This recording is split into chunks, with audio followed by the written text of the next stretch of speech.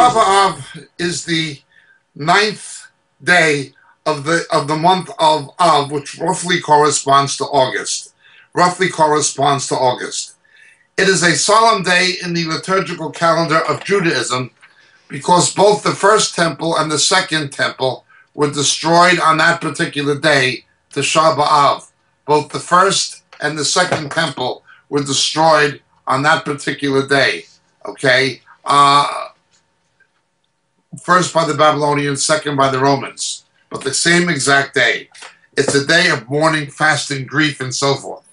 Some sages, some ancient rabbis speculated that the Messiah would be born then. Well, you have to understand something. That speculation is post-Yeshua. They did not begin to say that until after the Messiah had already been born.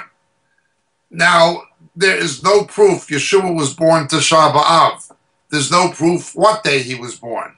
There have been different theories. Some have speculated the Feast of Tabernacles and so forth, but nobody really can conclusively prove it. I can't say it was not Tisha B'Av, but there's no proof that it was at the present time.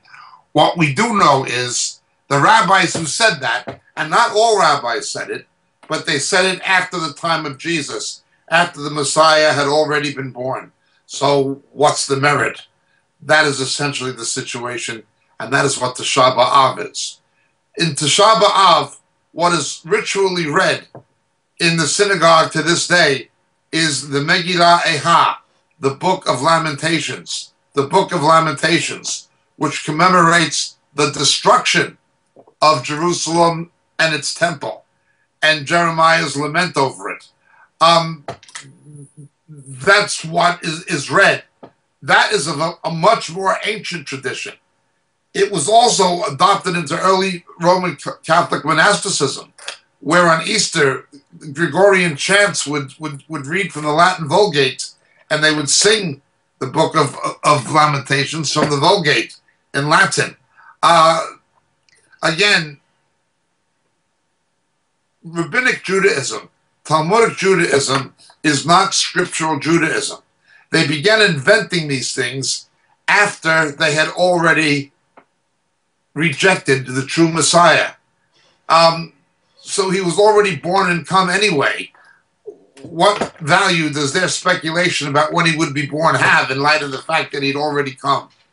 That's essentially what it amounts to. Thank you so much for your question. My name is Jacob Prasch. God bless. Blessings, dear friends. Greetings in Jesus. This is your friend Jacob Prasch speaking to you at the moment from the UK.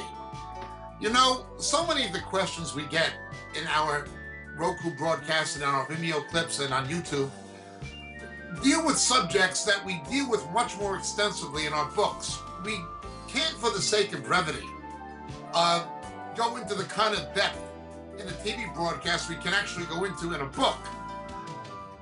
But so many of the questions come from material that are expounded in the books on a much more broader scale that it's almost frustrating sometimes that we can't spend hours and hours answering the questions that are given to us. Obviously, practicality dictates that's not a possibility. The books are there. They're available. They're available in print through the Moriel catalog on the Moriel website, moriel.org. But in this day of Kindle and electronic books, they're also available through Amazon, and they're available through Kindle. The three books that would be the most referred to in the questions we receive are the three latest books. First being The Dilemma of Laodicea. The Dilemma of Laodicea. It's an exposition of the seven churches in Revelation, culminating with the final two churches, Philadelphia and Laodicea particularly, setting the stage for the return of Jesus. The Dilemma of Laodicea would be the first.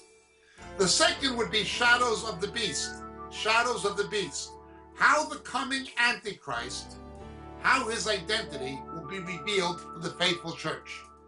The rapture will not happen.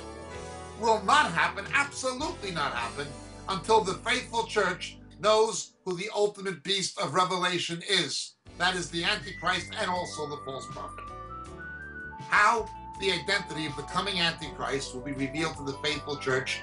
Shadows of the Beast, the second book.